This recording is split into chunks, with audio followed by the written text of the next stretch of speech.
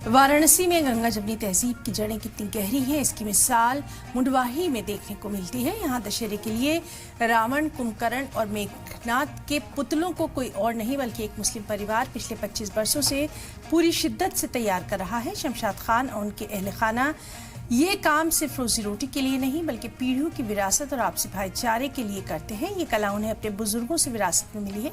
शमशाद का कहना है कि हमारे लिए ये कभी हिंदू या मुस्लिमों का त्योहार नहीं रहा बल्कि ये तो कला और हमारी काशी की मुश्तरका तहजीब और रिवायत की पहचान है।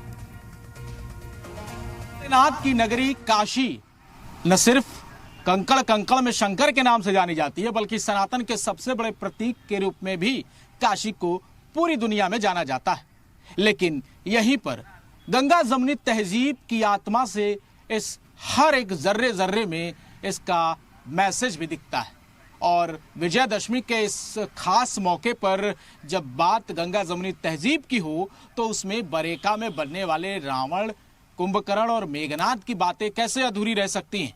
उसी मेघनाद, कुंभकर्ण और रावण को बनाने वाले एक ऐसे मुस्लिम परिवार हैं जो पिछले 25 सालों से इसे आकार दे रहे हैं और इनकी कलाकारी और हुनरमंदी का नतीजा ये है कि पूरे पूर्वांचल में सबसे बड़े जो पुतले हैं वो यहीं बनकर तैयार होते हैं। और बरेका परिसर में जो रेल इंजन परिसर है वहां पर ये पुतला दहन होता है। उसे देखने के लिए हजारों की भीड़ इकट्ठा होती है और क्रेन से इन पुतलों को खड़ा किया जाता है। हमारे साथ पिछले 3 पीढ़ियों से काम करने वाले वो परिवार हैं जो लगातार बांस की लकड़ियों और कागज से, साड़ी से, मैदा से ये पूरा पुतला तैयार करते हैं।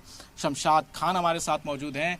आपसे जानना चाहते हैं, पहले तो ये बताइए कि कितने सालों से आप ये रावण, मेघनाद, कुंभकर्ण को बना रहे हैं?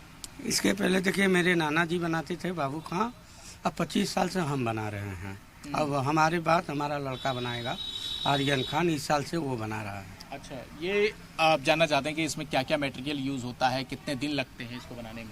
देखिए मटेरियल इसमें बांस है, सुतरी है, तांत आता है और मैदा लगता है, साड़ी लगता है, पेपर लगता है और डिस्टेम्पर लगता है, स्टीनर लगता है, यही सब लगता है।